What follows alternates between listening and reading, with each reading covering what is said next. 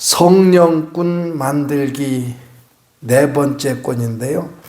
능력 폭발이라는 큰 주제 속에서 오늘은 세 번째 시간, 베드로의 그림자라도, 곧 오늘 풀어가는 이야기의 줄거리가 베드로를 통해서 일어났던 역사를 바라보게 만드는 건데요. 이 제목 붙잡고 이렇게 처음 시작을 풀어갔으면 좋겠습니다.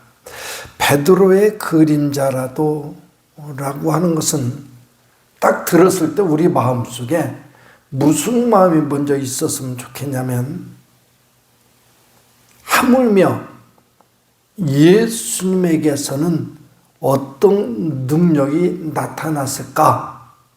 이런 질문이 먼저 툭 던져질 수 있었으면 좋겠습니다.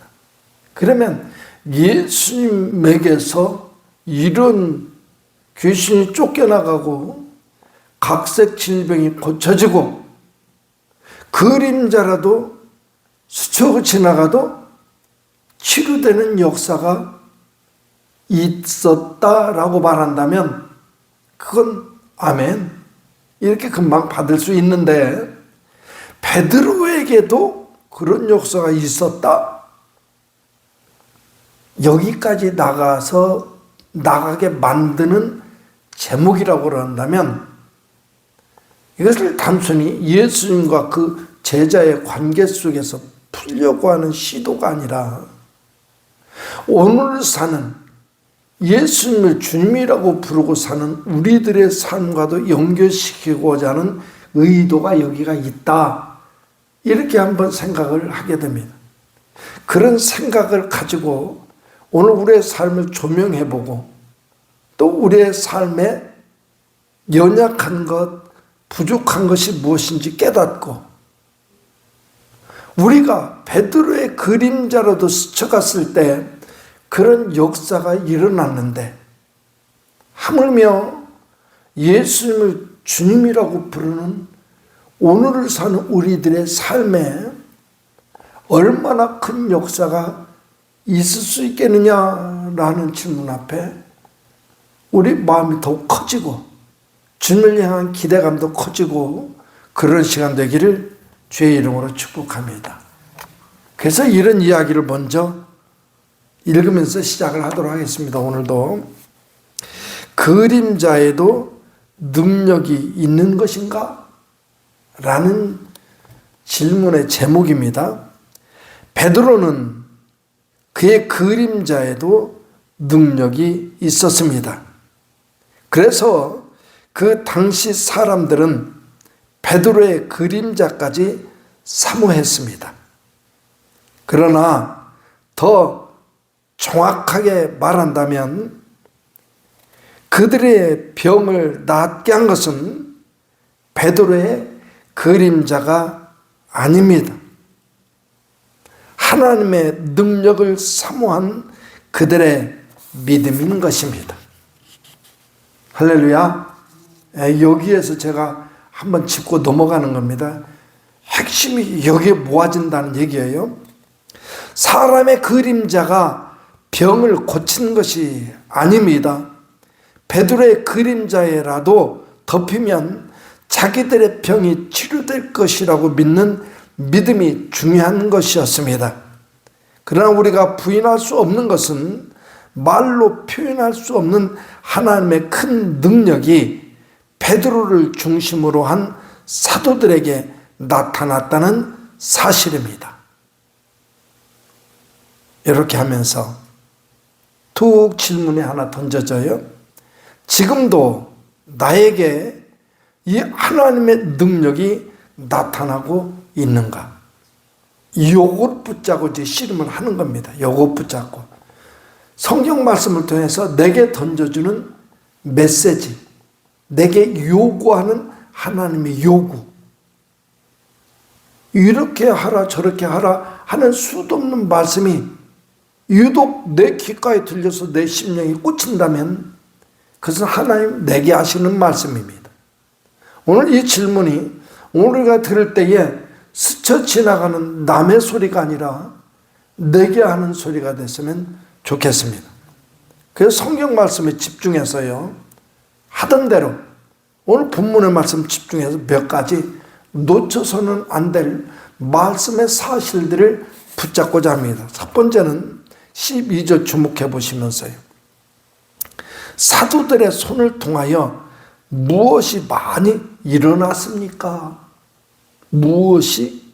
사도들의 손을 통하여 민간의 표적과 기사가 많이 일어나며 표적과 기사가 많이 일어났다라고 하는 것입니다.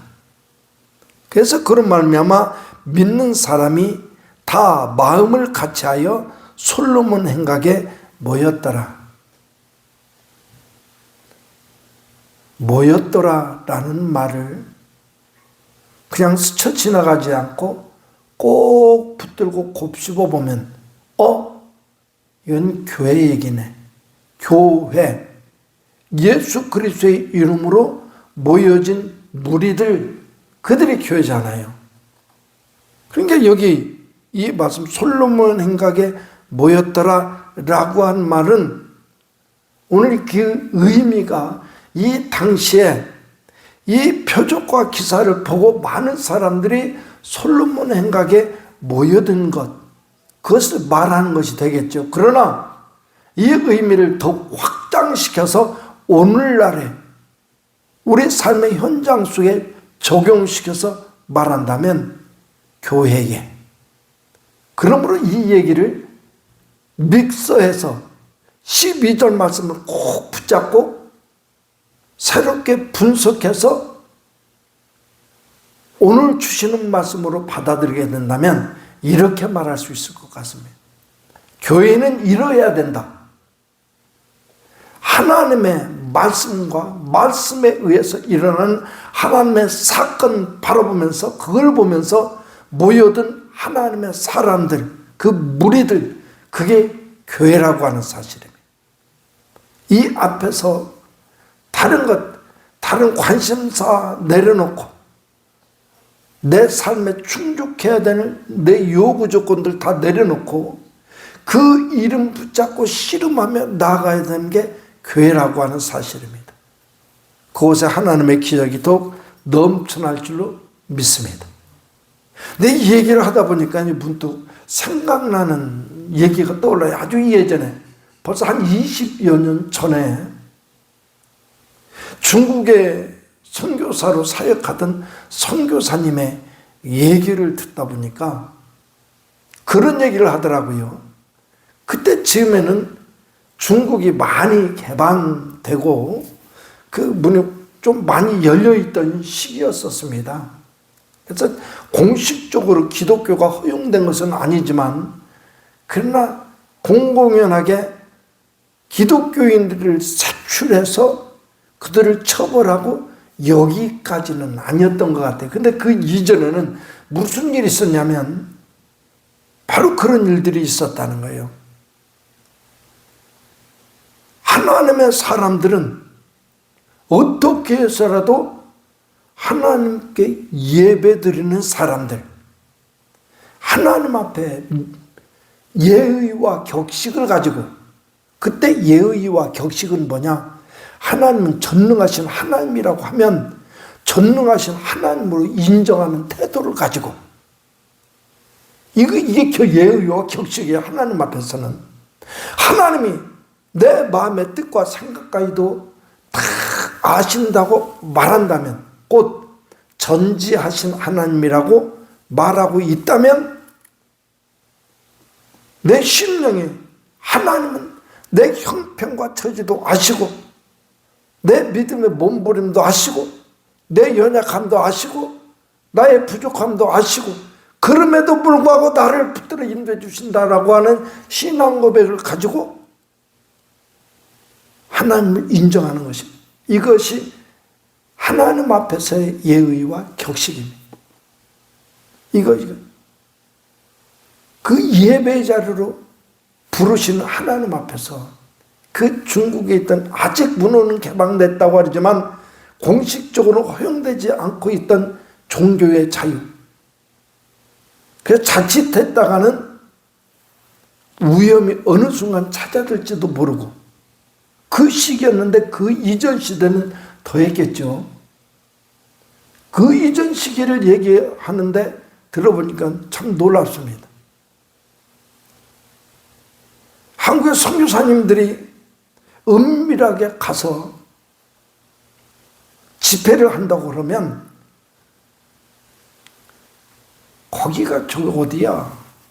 거기에서 우리 안중근 의사가 독립운동 막 하던 그 하얼빈역까지는 하루 밤새 와야 되는데 열차 우리나라처럼 뭐 통일로 이런 것도 아니고 거기서 밤새 열차 타고 그리고 와가지고 와서 예배에 참석하는 건데요. 낮 시간에는 누가 참석하는지 모르죠. 얼굴 보고서는 참석 않고 밤에 불이 다 끄고 나서 옆 사람이 누군지 알아보지 못하는 그 속에 참석해서 은혜 받고 가는데요. 얼마나 놀라운 일입니까? 그리고 그 사람들 가서 들은 말씀에 얼마나 감격한지, 하나님의 말씀 앞에 얼마나 감격한지, 예배 드리는 게 감격하고, 찬송 부르는 게 감격하고, 기도할 수 있는 게 감격하고, 오늘 사랑 우리 믿음의 가족들 정신 차려야 됩니다. 신앙생활 어영부영, 우왕좌왕, 갈팡질팡 할 문제가 아니에요. 얼마나 감격스러워. 나 같은 죄인에게 하나님 이렇게 살아라 의를 말씀해 주셨다고 하나님이. 이해가 가십니까? 저는 그 생각만요 부들부들 떨려요. 나 같은 죽어 나자빠질 만한 죄인에게 하나님이 의를 말씀하셨대. 의. 생명을 말씀하셨다는 거예요. 이렇게 살아라 저렇게 살아라 말씀으로 내게 지도하셨다니. 전능하신 하나님이 만군의 여호와께서 영광이지요. 당장 피 타고 거꾸러져도 할렐루야 소리가 저절로 나올 하나님의 사실인 겁니다. 이 사람들은 이 예배를 통해서 은혜를 받은 거예요. 옆 사람 얼굴도 못 알아보고 강사님의 얼굴도 못 알아보고 목소리만 듣고 그 목소리를 통해서 선포되는 말씀의 은혜를 받고 속에서 하나님의 영이 흥분되어서 다시 그 일주일간 기간이 지나고 나면 다시 삶의 처소로 돌아가서 이 사람들이 전도를 하는데 전도해라? 사실 전도는 전도해라 해서 되는 게 아니잖아요. 가가지고 이 속에서 하나님의 영이 가만히 놔두지를 않는 겁니다. 어떻게 내가 만난 그 하나님을 말하고 싶어서 내가 값지고 보배로운 거 자랑거리 있으면 누구한테 말하고 싶어지잖아요. 꼭 자랑하고 싶어지잖아요. 그처럼 말하고 싶어서. 그러니 오늘 바꿔 생각하면 진짜 부끄러운 줄 알아요. 하나님을 얼마나 귀중하게 여기지 않고 있으면 신앙생활하는데 입에 꾹 닫혀가지고 하나님 자랑 한마디도 못하고 사냐? 하나님 묻는다면 할 말이 없는 거잖아요. 제 얘기하는 겁니다. 저는 지금. 근데 이 사람들은 은혜를 받아가지고 다시 고향 땅에 돌아가서 그런 생각해서 여기에 그 중에 지금 몇 명이 있어도 일가 친척 중에 또는 이웃 간에 또는 형제 중에 일수 중에 그 중국 공산당에 끈앞을 있을 수도 있고 예수님 전하다가는 고발 들어가서 저는 예수 믿어 하면 잡혀 처형당하는 위험이 있는 거죠. 그러니 한 사람을 전도하기 위해서 얼마나 몸부림쳐 기도했겠습니까? 깨달아 하시는 저 우리 증산교회 믿음의 가족들 다 되시기를 주님의 이름으로 축복합니다. 얼마나 가슴 졸이면서 기도했겠냐는 거예요. 얼마나 죽으면 죽으리라 요게 딱 찰 때까지 기도하는 거예요. 하나님 그리고 무언가 하나님의 영에 충만해졌을 때 그 사람을 만나서 전하는 거예요. 예수 믿으세요. 그게 살 길입니다.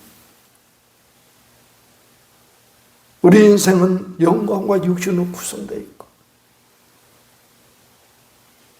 육신으로 아무리 화려하게 살아도 이 영과 육신이 결합되어 사는 게 인생인데, 죽으면 이것이 분리되어 나아가는 거예요. 등등등 설명을 한다는 거예요. 그렇게 해가지고 숨겨놓은 사람도 많이 있었겠죠. 그렇게 하기 때문에 워낙 인구도 많지만 중국이 벌써 20여 년 전에 그때 당시에 선교사님을 통해서 들었던 얘기인데, 중국에 있는 기독교인 숫자가 8천만 명이 넘는데, 엄청난, 그렇게 하니까 되는가 보더라고요. 오늘의 말씀을 통해서 우리가 사모해야 될 것이 이것인 것 같습니다. 왜? 하나님이 하시는 표적과 기사를 보고 믿는 사람들이 다 마음을 같이하여 모여드는 것입니다. 어디에? 솔로몬의 일정한 곳에, 곧 우리 예배당으로, 못하러 하나님을 예배하러 은혜를 사모해서 이 얘기를 길게 했습니다. 첫 번째 질문과 관련해서. 두 번째 질문은 하나님의 능력이 강력하게 나타나자 그로 말미암아 맺게 된 열매는 무엇이었습니까? 라고 하는 건데, 14절 봤더니 믿고 주께로 나오는 자가 더 많으니 남녀의 큰 무리더라. 그 열매가 이것입니다. 열매가 뭐냐? 믿고 주께 나오는 자들이 많더라. 그리고 굳이 한마디 뚝 더 덧붙이자면 그 무리가 심히 많더라. 큰 무리더라. 그리고 그 큰 무리는 남녀 구분 없이 누구든지가 되겠죠. 누구든지 예수님을 믿게 되면 나오게 되더라. 이게 우리가 놓쳐서는 안 될 중요한 이야기입니다. 그 다음 세 번째는 하나님의 능력이 강력하게 나타났을 때 병든 자들은 어떤 행동을 하였습니까? 제가 사실은 추구하는 게 이런 것인데요.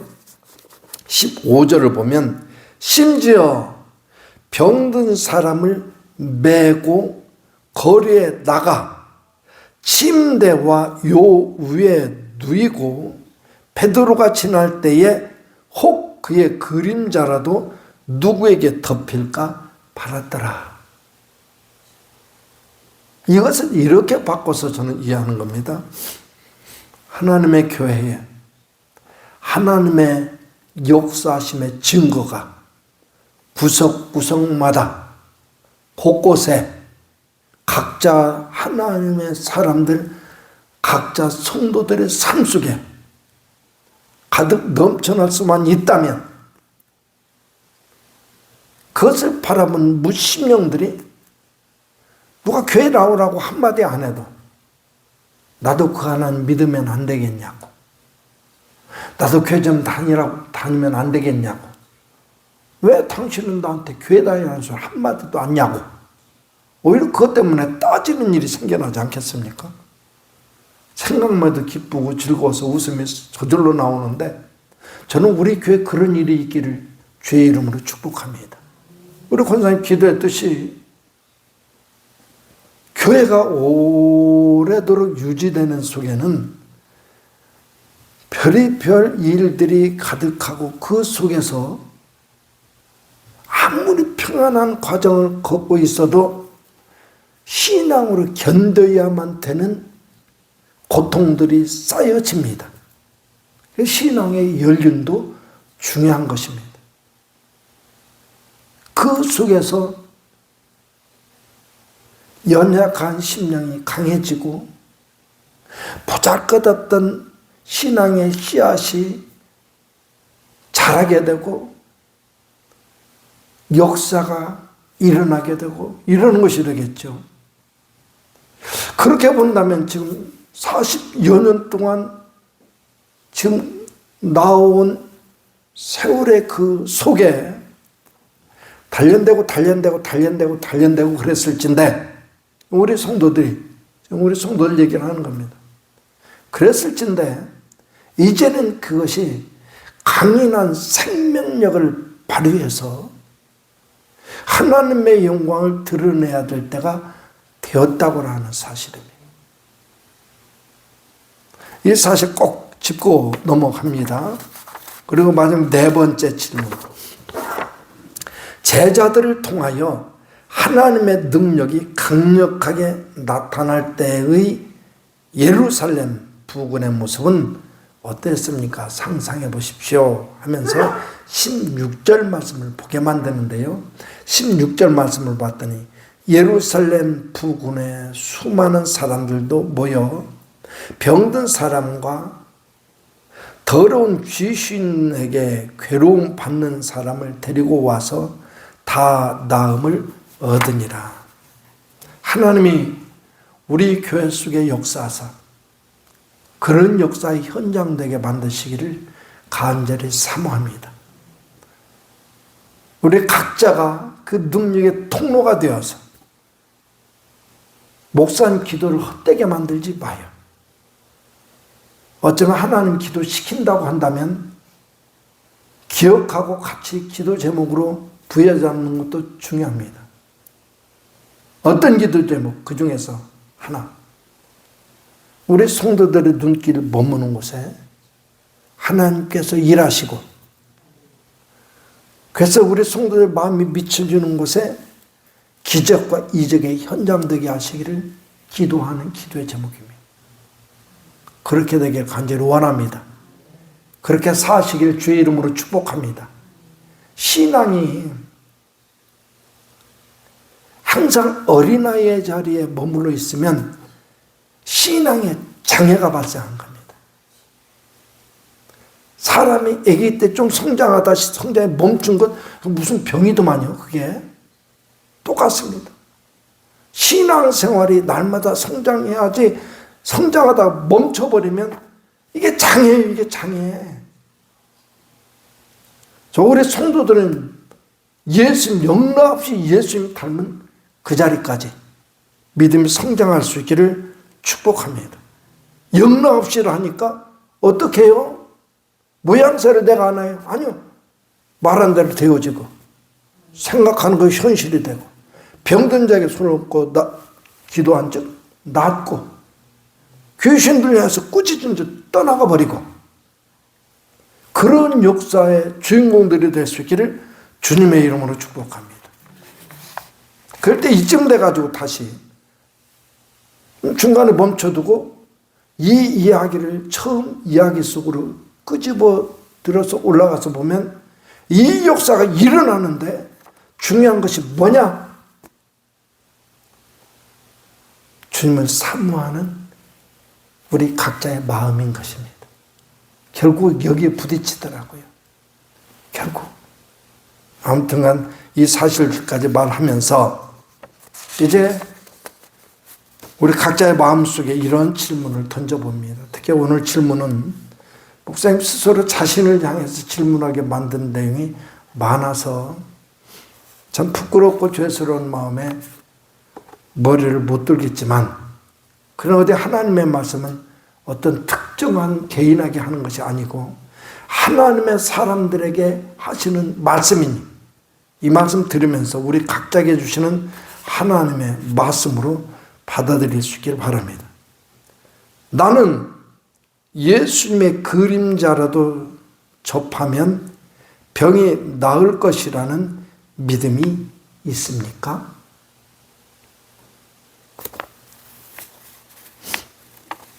예수님의 그림자라도 스치면 질병이 깨끗하게 될 것을 믿느냐라고 하는 것인데요. 이 믿음이 뜨겁게 우리 신앙을 통해서 고백이 되어졌으면 있다면 그 믿음은 이렇게 바뀌어질 수도 있지 않을까요? 지금 이 시간에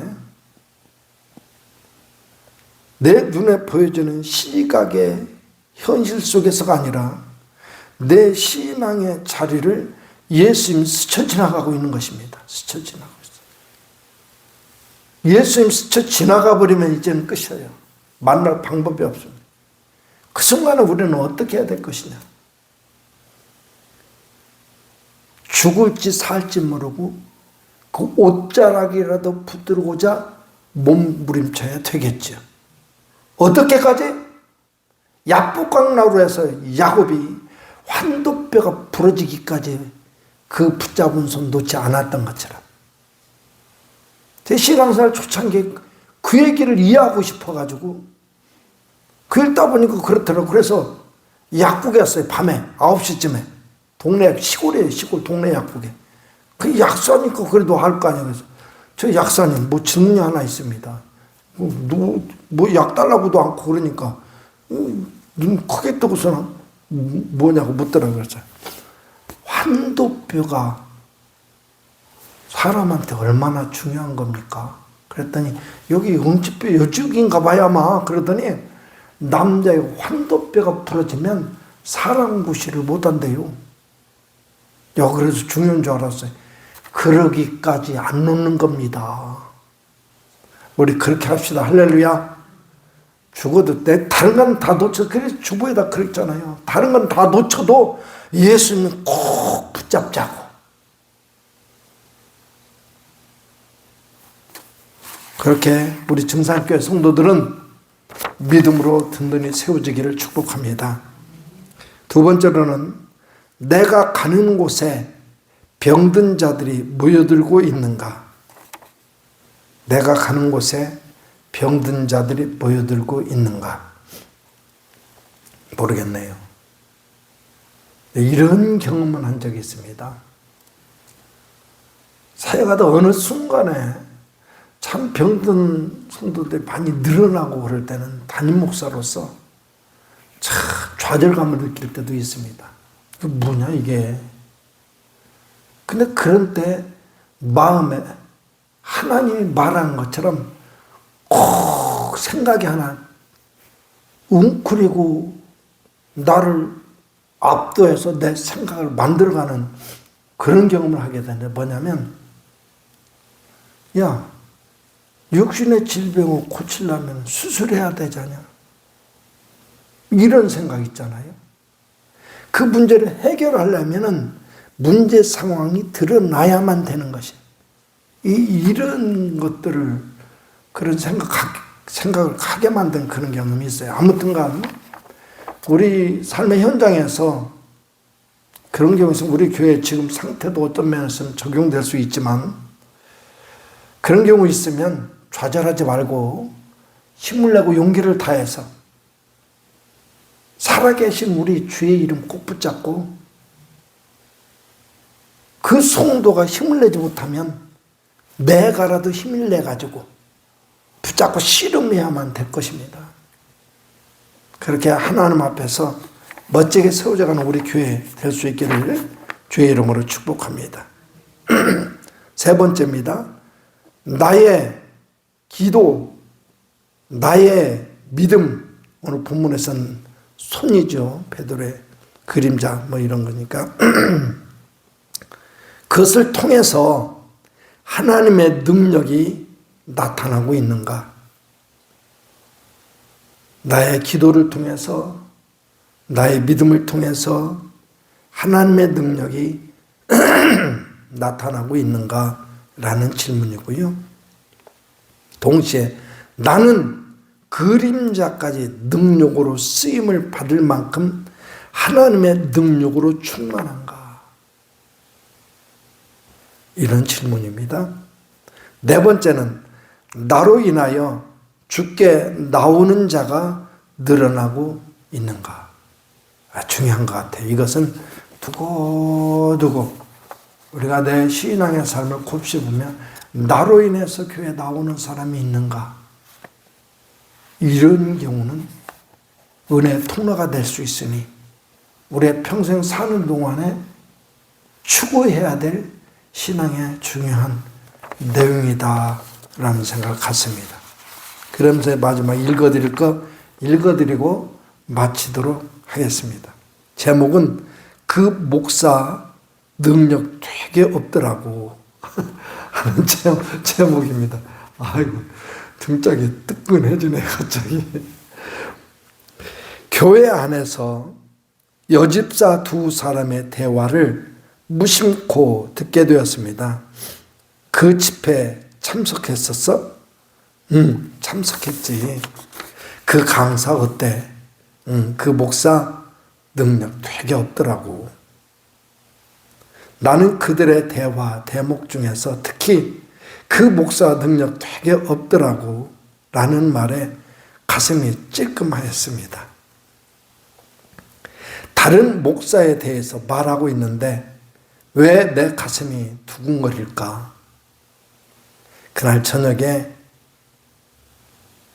집회를 가지 못했습니다. 집회를 가지를 못했습니다. 그날부터 40일 철야기도에 들어갔습니다. 하나님, 1000명짜리 교회 목사는 못 되더라도 저런 소리 듣는 목사는 되지 않게 해 주시옵소서. 40일 밤을 매달리며 영적 능력을 구하였습니다. 쓰임받는 종들을 한 사람 한 사람 만나게 되었고 능력으로 역사하는 기도 모임과 말씀 집회에도 참석하게 되었고 실제로 부족한 종이 인도하는 집회에서도 많은 하나님의 역사심이 여러 가지 형태로 나타나게 되었습니다. 그 중에서 질병을 치유받는 것만 해도 그 수가 적지 않았습니다.